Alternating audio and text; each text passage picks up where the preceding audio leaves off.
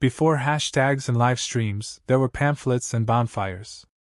Before "No Kings" was a chant on protest signs, it was a declaration whispered across taverns and town squares, an idea that toppled an empire. In the 1770s, America's colonies were restless. Taxed without representation, ruled without consent, and watched by the red-coated enforcers of King George III. The Stamp Act, the Tea Act, the Quartering Act, each felt like another lock clicking into place. So ordinary people began to push back. They dumped crates of tea into Boston Harbor to prove a point. They built committees of correspondence, hand-copied letters, passed them along dirt roads by candlelight.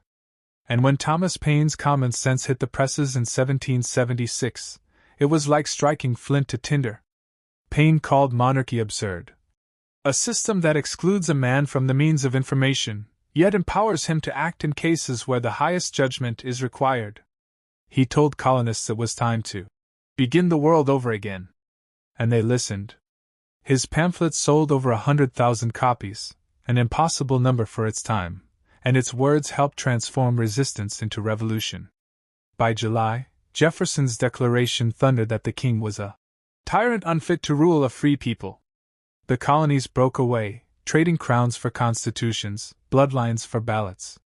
250 years later, that same phrase returned, "No kings." October 18, 2025. Over 1,000 rallies across the country.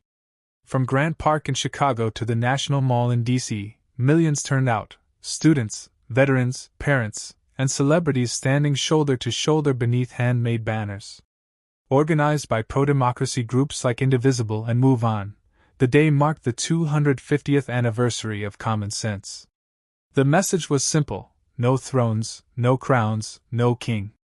At one rally, Senator Bernie Sanders shouted into the wind, "No, President Trump, we don't want you, or any other king, to rule us. In America, the people will rule." Critics brushed it off. The president called the crowds very small. His team answered with an AI-generated video that mocked the marchers. But the footage told a different story, streets packed with 7 million voices. Peaceful, resolute, unafraid. The parallels weren't perfect, but they were striking.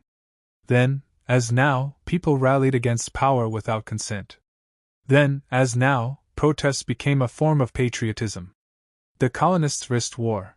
Today's demonstrators risk ridicule. But both, in their own time, stood to remind authority where legitimacy comes from.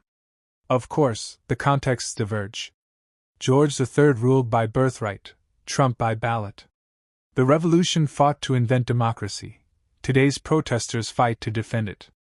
And where British troops once fired into crowds, 2025 saw no bloodshed, just signs, speeches, and camera lights. Still, the echoes are there. A president who defies courts and Congress recalls a monarch who ignored Parliament.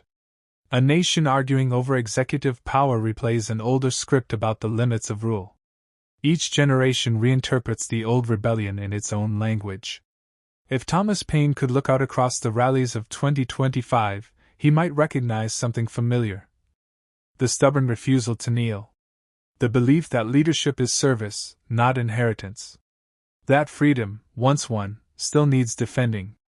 And maybe he'd smile, seeing that "No Kings" didn't die with the revolution. It simply changed shape.